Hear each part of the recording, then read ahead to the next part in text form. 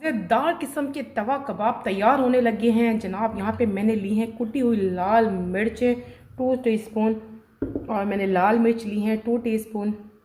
मिर्चों की जो मिकदार है वो अपनी मर्ज़ी से कम या ज़्यादा भी कर सकते हैं। काली मिर्चें मैंने ली हैं 1 टीस्पून। और जनाब मैंने यहाँ पर लिया है भुना हुआ साबुत धनिया, और उसके बाद उसको मैंने कूट लिया था। और कूटा है, मोटा मोटा कूटा, इसको ग्राइंड ना कीजिएगा, मोटा मोटा दोहरी डंडे में कूट लें, कुंडी में कूट लें।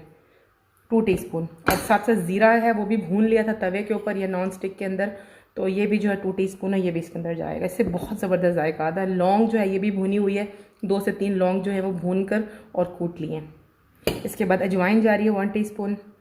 इसमें जा रहा है नमक 1 टीस्पून। 1 टीस्पून तो नहीं, 2 टीस्पून आप डालें और बाकी हस्बे जायका।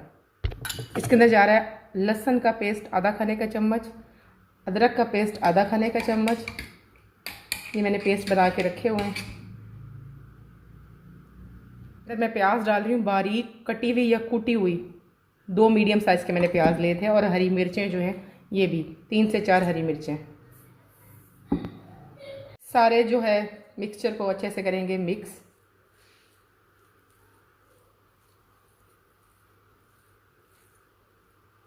हाँ मैं भूल गई, इसके अंदर लेमन जूस भी जो शामिल कर लेंगे, 2 खाने का चम्मच। मैं अभी फ्रिज में से लेके आती हूँ।